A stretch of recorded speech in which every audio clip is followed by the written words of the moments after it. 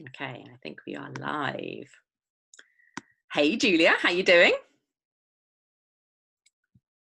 So today we are chatting about how to create goals using pleasure, and I'm just going to leap right in if you're happy for me to do that.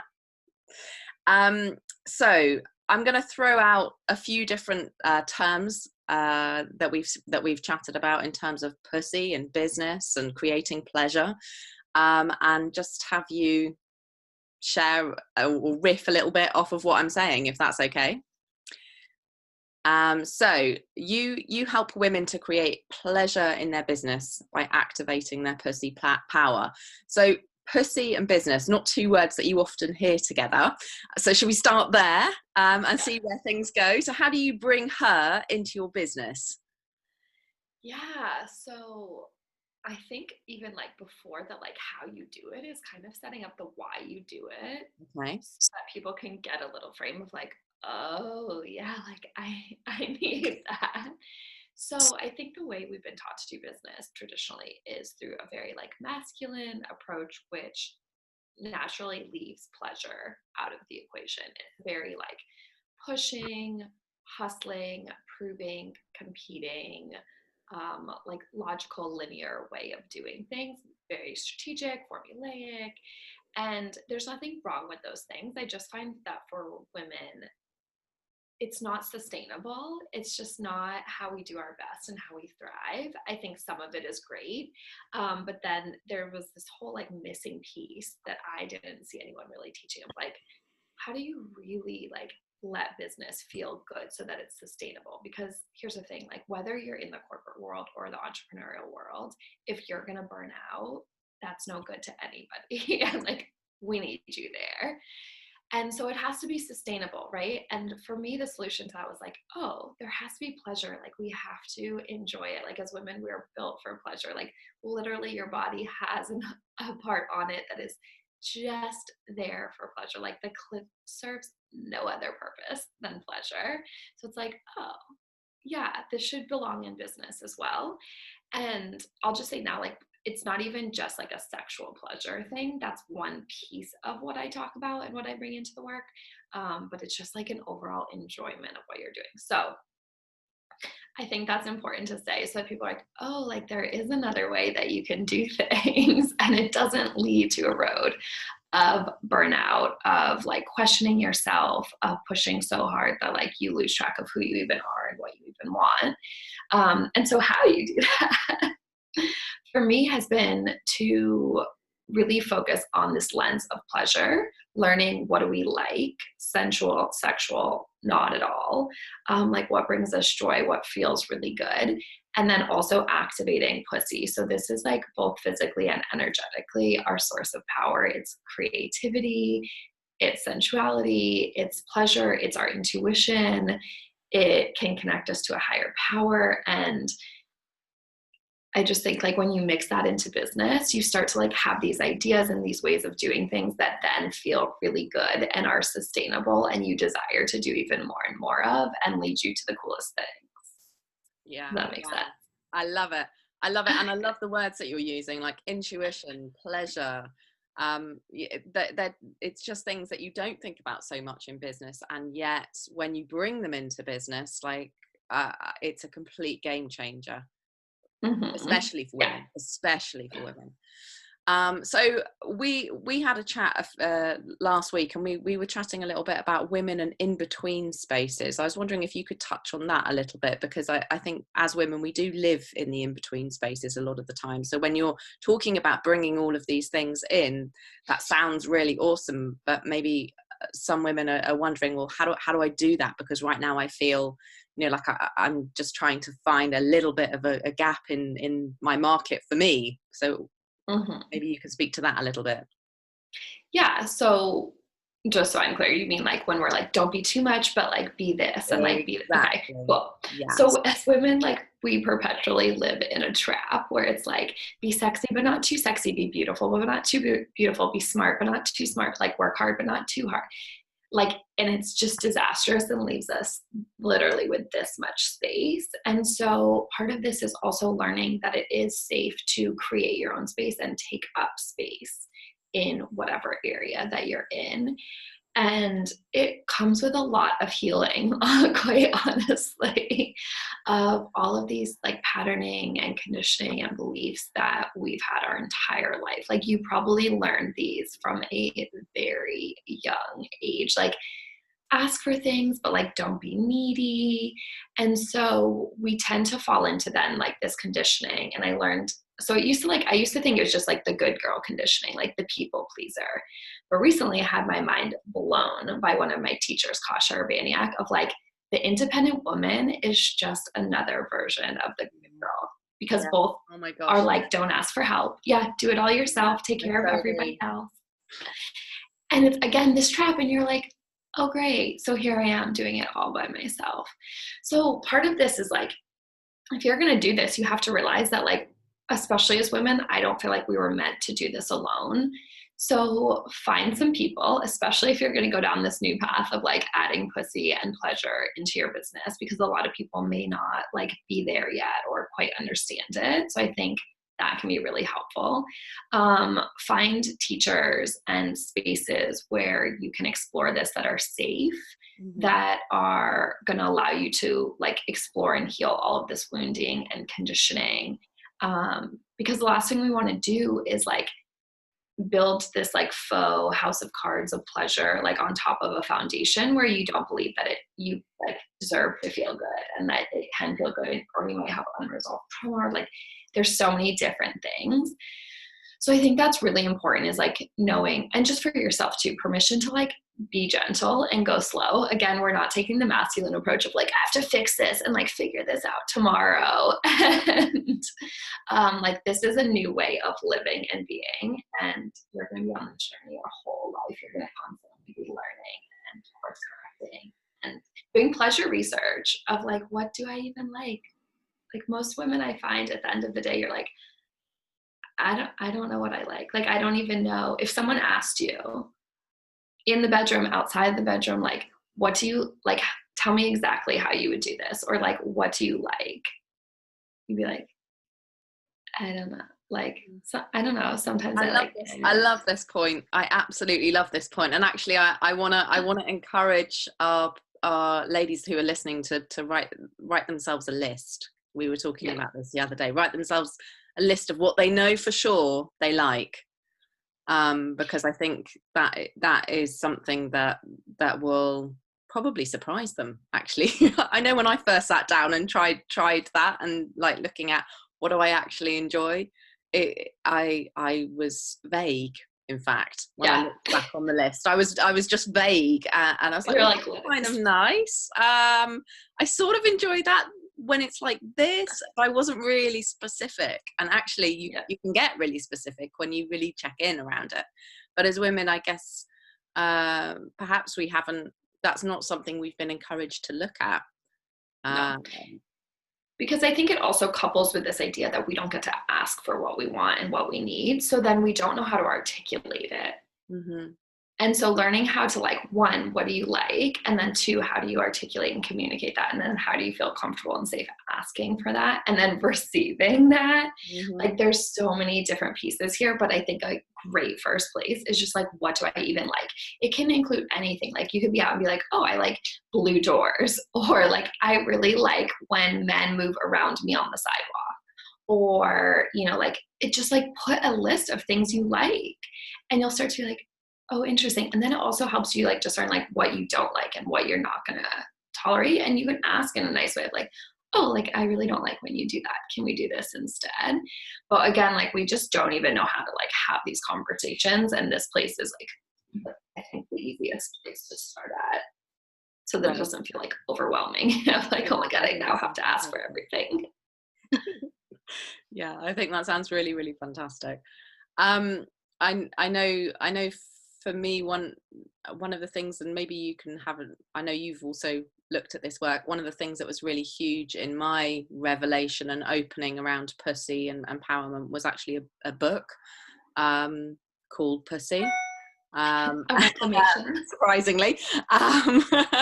And that was really helpful in just reconnecting to that part of myself and that pleasure part.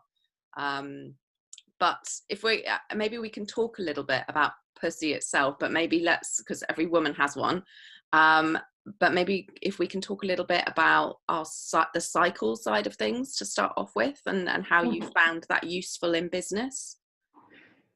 Yeah. Yeah. Yeah, totally. I'm like, where do we start? Okay, first of all, definitely read Pussy, A Reclamation by Regina Thomas Howard. I'll stick a link below. Yeah, perfect. So I think it ties into the same thing of like the broader idea of like women are cyclical and we have hormones that work in a different way than men. And so like while it's easy for them, they kind of stay like one steady thing. We don't. We like literally our bodies and our hormones and everything changes multiple times a month. And so at first it can seem like that's like a hindrance, or it can take us out. And when you don't realize what's happening, it's like, oh my God, like, why can't I be productive and like excited and outgoing and all these things like 24/7? And we start to like compare ourselves that we can't do things the way that someone else is doing them when we're literally not built to do it that way. I think learning this starts to like give some permission. And I feel like you could also speak to like a little bit of how you take people through. You have some like really cool examples that also I think can help people get an idea of like just what this like looks like and how detailed we can get. But just in general, it's like recognizing that there's going to be times you feel different. And if you can start to like also build that into your business practices around like, or even just like permission to not feel the same way every single day, or like some days you're going to want to be really forward facing in business, and some days you need to pull back, you need to be creative, you need to like regenerate, all of those different things. And then when you realize those are coinciding with what your body's naturally doing, you can use that as like a tool, and you see pussy as like not something that takes you out, because we've also been conditioned to like hate her for giving us a period and for like, you know, being in pain, or, you know, having our energy dip or our mood swings or whatever. And it's like, wait, those are actually your superpowers. Like when you learn to harness that, like game on, watch the fuck out. And to me, I'm like, there's a reason why we've been taught to do it like men, because it actually suppresses our power. Yeah. And when a woman's in her full power, like, yeah. I love that you're talking about that. I love that you're saying about how we've been taught that our pussy is mostly about pain and this unpleasant process of having a period, and that it's actually our superpower. Again, I mean, I think I began to tap into this properly probably only a couple of years ago, maybe 2.5 years ago. And when I finally, because I've done all sorts of spiritual practices and they are fantastic, and I'm not knocking any of them, I'm really grateful for them, but there's been nothing like tapping into that part of myself and listening to that wave and that rhythm. And it's literally almost like magic in terms of what flows and what happens and how well I work and the people I meet and how everything just seems to sort of flourish and open up, which, you know, if you'd have told me before, I'd have been like, really? But actually it really does work. Like, I've actually tried it and applied it and seen the difference. I'm which is why I'm excited to share this and have you speak about such a positive, powerful process for women.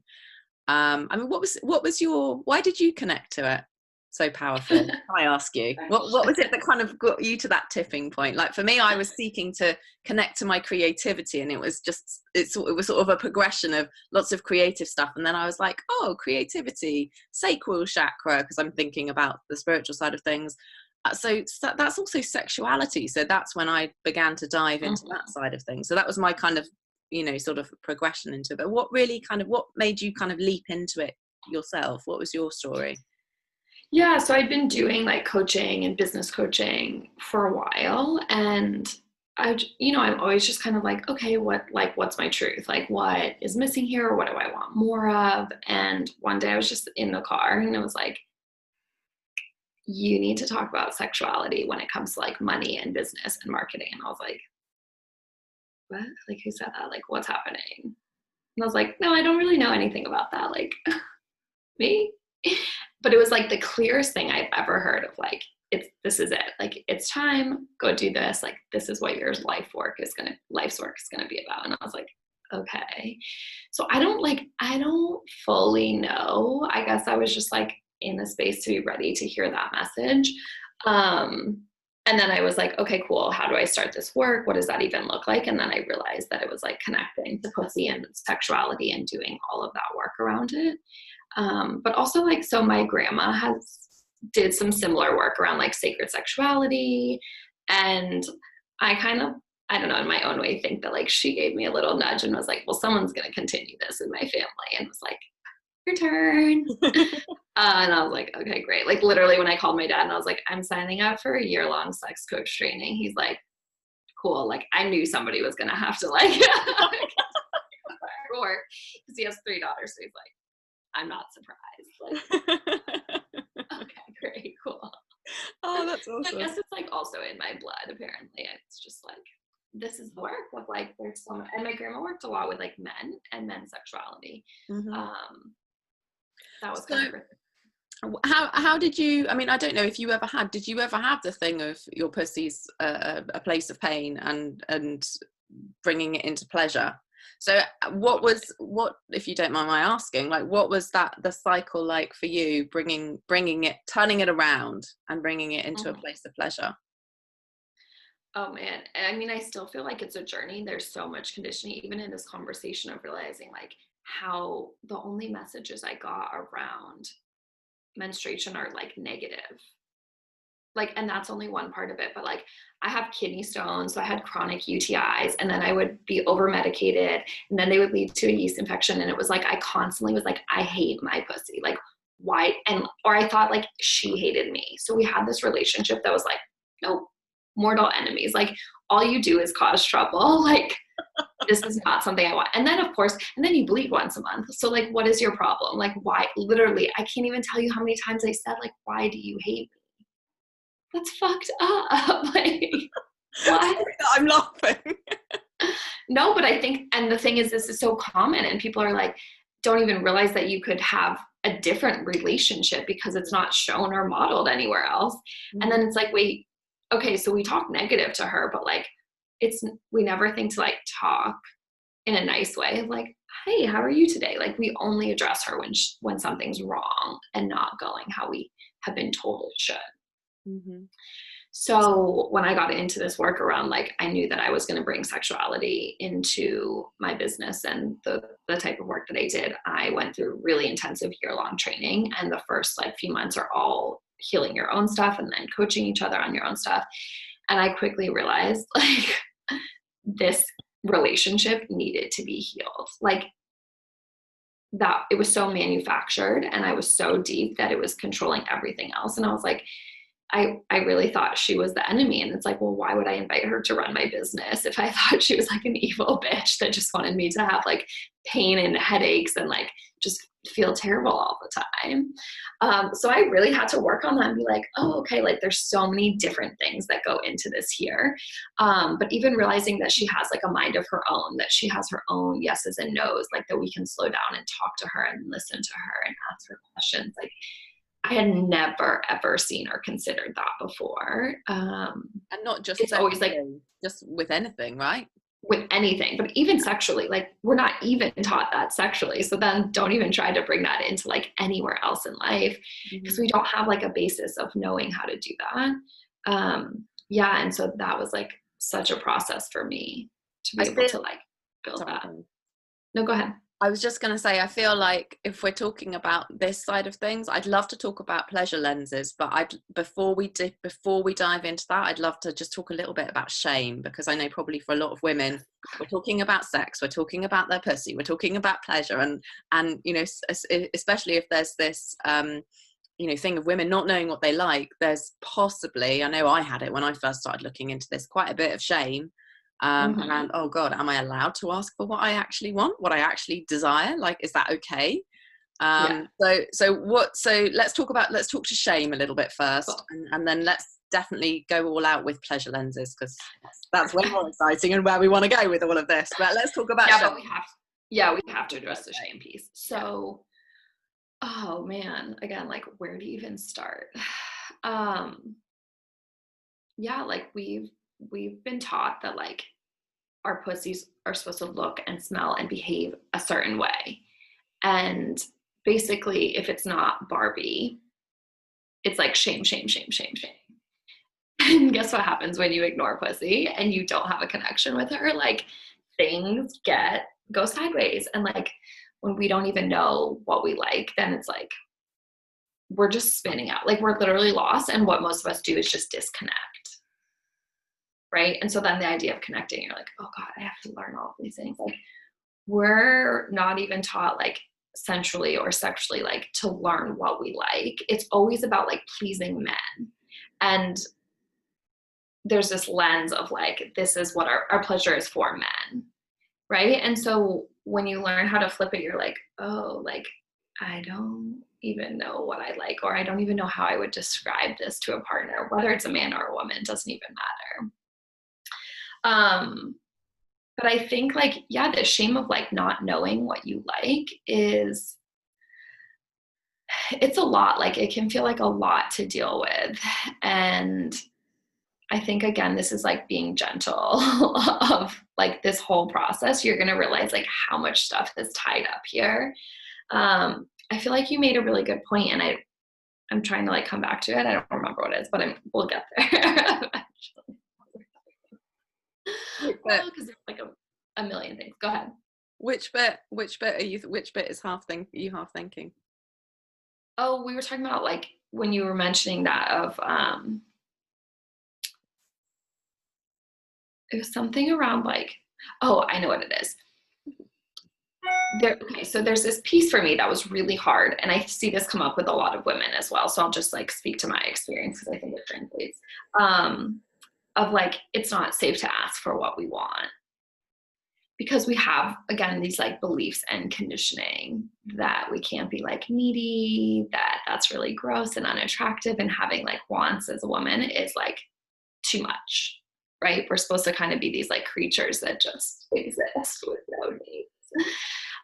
So one belief that was honestly so huge for me shifting this was that men love to please and serve me. And this went against like all my conditioning. Like all my conditioning was that like, I don't need men. I can do everything by myself. Like men don't want women that are like needy or complicated or high maintenance or any of those things. And obviously I'm speaking to this from a position of being a heterosexual woman who like, this is mostly my realm of how I do, but I still think this even applies to like a non-sexual relationship completely. Like you can think about our dads, you can think about your coworkers or anything like that of like, we've just been taught that like, that's the dynamic between men and women. I want to raise my hands up because I'm like, so yes, I definitely I have the exact same things in my life as well. Exactly the same. So yes. Yeah. And so it's like, until we start to like pull apart all these pieces and shift some of those beliefs as well, then it's like, that's what's going to make a big difference in you feeling like, okay, so now I know what I like. Now I can like go ask for it because I no longer believe that like, that makes me high maintenance or unattractive. Like that's actually like, men want that. Like and I can't even tell you when I started experimenting with this, they'd be like, oh my God, I love that you know what you want. And like, I love that you're so clear in communicating what you need. And you're like, oh, so like literally everything I've been taught is a lie. Cool. Like, what? Like the way that they show up, they've just been waiting because they're equally like harmed by the patriarchy of like this mentality of like how we've been taught to operate. And to be like, it's just amazing to see that like when we finally start to do our own work, that like you're going to see that dynamic shift completely. So I think that's like what came up for me when you said that of like, that mindset piece is super huge. And you don't have to believe me, but I would definitely invite you to experiment with this idea that men love to serve and please women. Yeah, I would definitely agree with that. The amount that I've done some experimenting with this myself as well, and the beauty that I see come through, it's not beauty, the brightness that I see come through men when they are given an opportunity to serve, rather than me going, oh, it's fine, I don't need any help, I can do this all by myself, which it has been, I can't even tell you how strongly that has been drilled into me. Yep. and how strongly I felt that was so important. But it isn't. It's like actually really destructive. And when I started experimenting with this one myself, I just watched men just go bright and like lift their chests and be really excited that they were Yep. being asked to help with something. And I just And thought, then you praise wow, them and they're like, yeah. And it made me like so. I felt really bad as a woman because I thought, gosh, I've been not inviting men to help me all my life. Think of all the times that's going to have meant then they haven't been able to shine actually.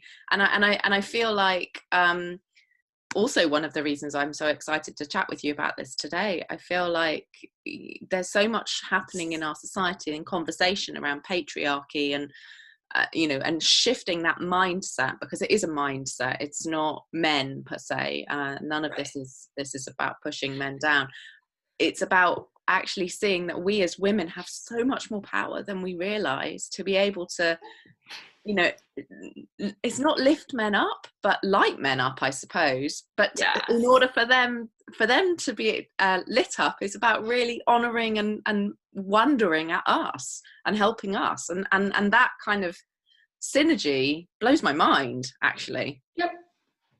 And it's like, and it just starts with you doing this work, right? And when you start to Exactly. bring that out into other relationships, you'll see those dynamics start to shift, and it's wild. Like you will have that moment of like, holy shit, I've been doing life all wrong. Like, sorry, men, and also sorry to ourselves. Like we've, Yeah. but also compassion. Like we've literally been taught as women, like do everything yourself. This independent woman conditioning is so real. Mm-hmm. And like that it's weak if we ask for help, and it's not like it's so nice for us, it's so nice for the other person. And yeah, that's like one of the biggest things I could say is like do this and you will change your entire life. Yeah, and also lifting other women up in that process Yes. as well, because that's probably one thing we haven't touched on. We're talking about all of these, I guess it's Mm-hmm. internal processes, but there can be, I'm independent, I'm strong, but there's also competition, of I'm better than you because I'm doing this, or I'm more competent than you because I'm doing this, or I look prettier, or whatever. And yet there is beauty and majesty in every woman, every single woman, and more so when they are excited about and for other women, Yep. more than anything else.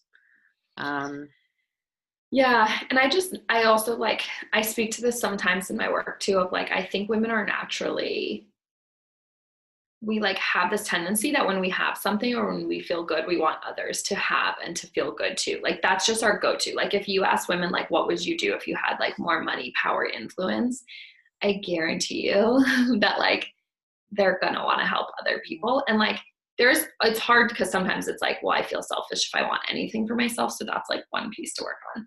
But I naturally think that like as women rise and the more that we rise, the better it is for everybody. And like we're not naturally competitive.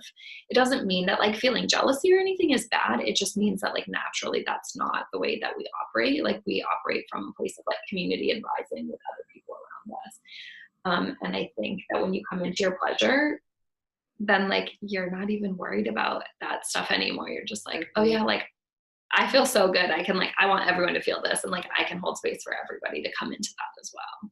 Yeah, I completely agree. Until you touch into your pleasure, it's easy to drop into that old mindset. Mm-hmm. um and it's reinforced by a lot of the things that we see around us in advertising and things like that, although there is some Yeah. shifts happening around that. So let's talk about pleasure lenses then, because if we're talking about pleasure is the where the power is at, how do we start to dip into that zone so we can start to get into that space ourselves? Yeah. Great question. So I think this ties back perfectly to like the whole conversation of learning what you like. And again, this is like sensual, sexual, and not either. Like it could just be preferences. And learning how to incorporate this into everything that you do and give yourself this like permission and belief that like things can feel good. And that it's safe for things to feel good. Because I think a lot of times like we have other conditioning for whether it's trauma, societal things that have happened to you. Um, and I would just say like go all in on pleasure research of like, what do I like? Ask other people what they like. Just experiment with things. Like start to see everything of like, oh, well, if I'm just learning what I like, then I can't really mess this up. Like I'm always just getting information and digesting all of that. But especially in our businesses, I think it's important to look at like, okay, what do I like doing? Again, getting rid of this mentality that we have to do it all, especially as entrepreneurs. Like no one's expecting you to do this all yourself. Like that again is like a recipe for burnout and disaster. Yeah. But just being like, okay, like what pieces of my business do I really like? What lights me up? Like what feels fun? And if you believed that that was enough and that you didn't have to do it alone, like then what would you do? And how would you show up and ask for help? But I also like, I do bring in sensual and sexual like pleasure into work too, right? So even if you are in a position where you have to do something that maybe is like not your favorite thing, you're not at a place where you could outsource it yet, of like, how could you make this task the most pleasurable experience that you can, right? And again, this is stuff that we don't really think with business, but it's like, okay, like set the mood, just like you were taking someone else on a date or like whatever it was, like light a candle, like just get your senses involved in the whole experience, right? Like something that smells good, like wear something that you feel beautiful in, like set the scene and then go do your accounting or whatever it's going to be. Like you can bring pleasure into all of the situations, or you could just be sitting there being like in a boring ass meeting and you're just like doing hip circles or like quietly squeezing your pussy and nobody knows, but you're like sneaking pleasure into like the most mundane little moments of your day. And it sounds like so silly and little, but like when you start to do this, then you realize that like everything you do gets to feel good and you'll find different ways. Again, that pleasure lens, right? So you'll start to see how you can bring pleasure into every single thing that you do. And it just like more and more, you're like, okay, so like things just always feel good. And when they don't, you realize like, oh, what could I tweak here to make this feel better? Oh, I love that. I love that so much. I can't tell you. That makes me very excited. Just the idea of encouraging women to take that approach generally. I think it's going to make the world a much happier place on every single level. So, yeah, Everywhere. And love like, it. Love again, like little things, like I'll just be like sitting on the train and I'll just like, I learned this one from Mama Gina, but it's so simple, but just like dragging your finger across like the outside of your palm. But like, it's like this instant pleasurable sensation. And then it doesn't matter like how many smelly, annoying people are standing around you, like during rush hour on a train or something. You're just like, like, it I'm brings like, you into your body, doesn't it? And I yeah, think and I feel like as women we have minds that have the capacity, because we can go off in tangents in multiple different directions, which is actually our instinct and intuition, normally hearing fragments of things that are going on around us that maybe we don't realize.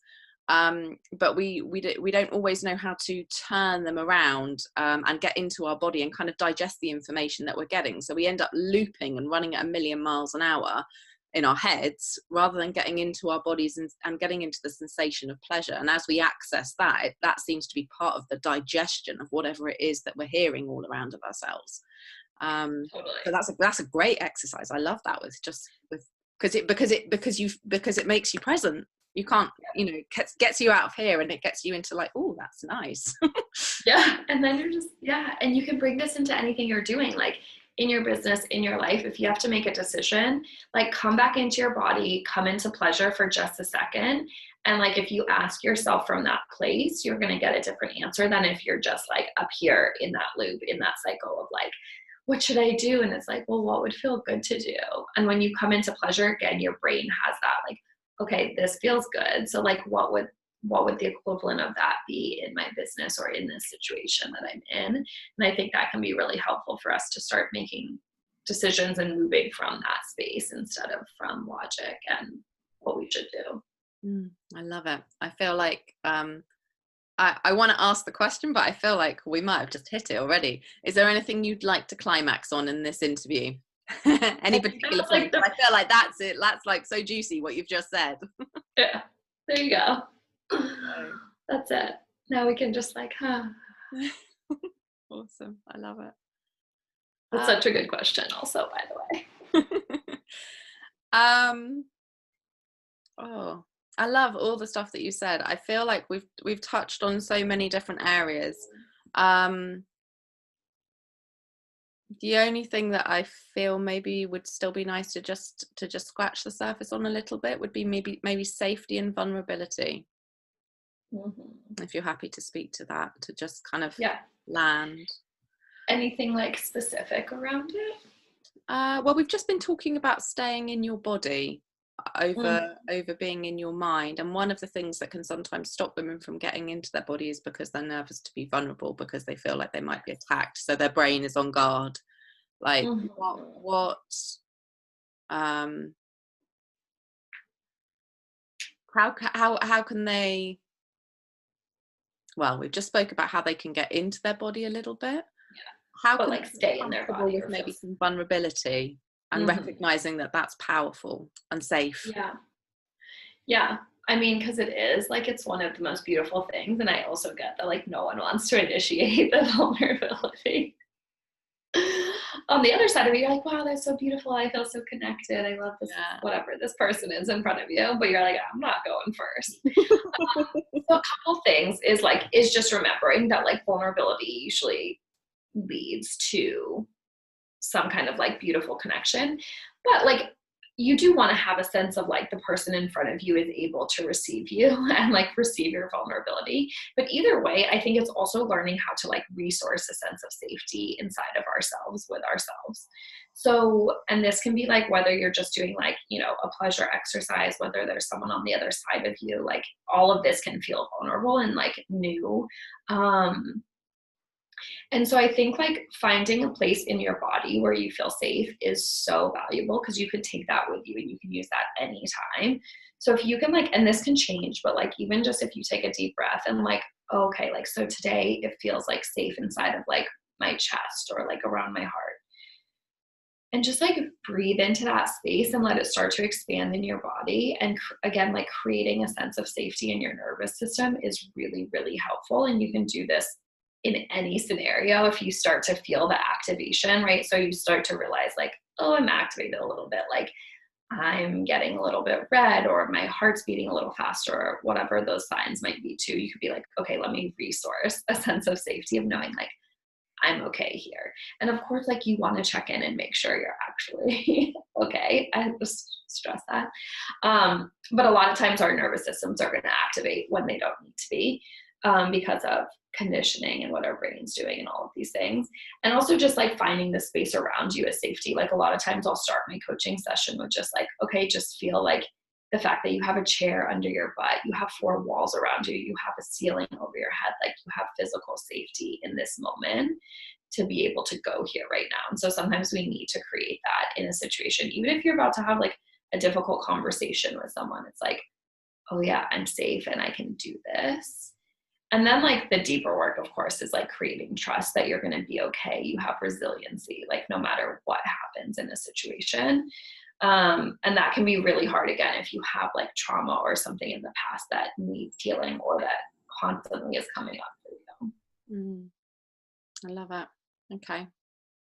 And that's so beautiful. Thank you. That's really beautiful. I love the practice of the chair underneath you and the four walls around you. Again, just gets you present and in your body. It's that seems to be where the power is at, really, isn't it? It's getting in the physical. Here. Yeah, landing in all the way down, right into our Yeah, tip of because the we toes. really like we live up here, which is fine, but it's not the most like pleasurable and potent place that you can come from. No. And when you start to do a different way, you'll realize that Yeah. we want to like stay in our bodies. And there's a lot that can bring us out, right? So we're constantly practicing. And sometimes it's just your breath or touch or whatever the practice is. Yeah. Beautiful. And then if we're talking about just to final point to wrap it up, really, we're talking about creating goals using pleasure. So Mhm. how would you, what's a really simple, maybe 1, 2, or 3 step process that you would take to create a goal using pleasure? Mhm. Yeah, what would be the best way to like take someone through goals using pleasure? Because again, I think like probably the first layers are that are going to come up are your shoulds, like these conditioned goals. And so get into your body. Like, do not attempt to like make and create goals or have this conversation until you're in your body, right? So a great way to do that is like activate all 5 senses. So again, set the environment for you to even be doing this. Like if you want to journal on your goals, if you're going to have a conversation about it, like get something that smells good, get something that tastes good, like touch things, like bring that sense of everything because you're going to be in your body. And then create like just connecting from there of seeing like, okay, like what would my goals be from here? Like what excites me and me alone? And then the next step is like trusting those. Cause I think sometimes it's like, you're going to hear things, you'll be like, that makes no sense. Like I'm not doing that. So it's like getting into pleasure, asking yourself what those would be, and then trusting those and moving forward with those of like whatever the next right step is. And I think also just sharing them, like being witnessed in them is a really beautiful way to like bring pleasure into them. Cause sometimes we're like, we have so much stuff around like, if I say anything, I'm going to like jinx it or someone will steal it or all these different things. So like being witness in your goals, your desires is so beautiful. So having someone of like, hey, can I share with you like what I'm desiring or what I'm working on? And again, this could be your business. This could be with a partner that like in a friendship, like so many different things. And you can just say like, hey, just want to be witnessed in my goals or my desires. And then like let yourself be seen in what you want is another way to like just take up space to be seen, to be vulnerable, and to like have this practice, and to like hold them as like really sacred desires, and they're just for you. Like you're not asking for feedback or advice or anything, and we can teach people around us to do that. Yeah, like I think that's my uncomplicated version. I absolutely love it because I can feel it. Thank you, Julia. I'm so alive from the conversation that we've just been having, and I'm so excited to be sharing this with people, and really excited to hear their feedback and comments and conversations and questions that they might have, or statements that they've got about, you know, how they're using pleasure in their lives, or how maybe they've experimented with pleasure since watching this. How can, is it, but before we finish up totally, just, is there any, you've mentioned Pussy, a Reclamation by Regina Thomas Hauser. Is there any other books or apps or anything that you'd recommend for women? I mean, I think that's a great place to start. I would ask your pussy, or even just like set this desire of like, I want to learn more about pussy and pleasure. Like, what would you have me do? And I guarantee you, like, somebody in your life is going to bring this up. You're going to see an ad on Facebook, like something's going to happen, and just start following these little pieces and see where they take you. Cause there's a million directions you could go here. Yeah. And if you want like support in doing that, or a community to do that, I welcome you into mine. We're all always doing. Awesome. So whereabouts can people find you? Yeah, so on Facebook, I have a private group for those who identify as women. It's called Visible AF. You can come request to join. We practice taking up space, being vulnerable in both the shininess and like the slouchy, like stuckness. And then I have a podcast, Wait, What the Fuck, that launches September 24th. That will have a ton of good information about like why you didn't learn this stuff. And then on Facebook or on Instagram, Julia Motherfucking Wells, and I share a lot over there as well. Awesome. I love it, Julia. Thank you so much for all that you've shared. Thank you for who you are and for what you've explored and opening up and blossoming in yourself. It's just an honor and a joy to witness you. And yeah, just thank you. Really, really thank you. Thank you. So many good things. Awesome.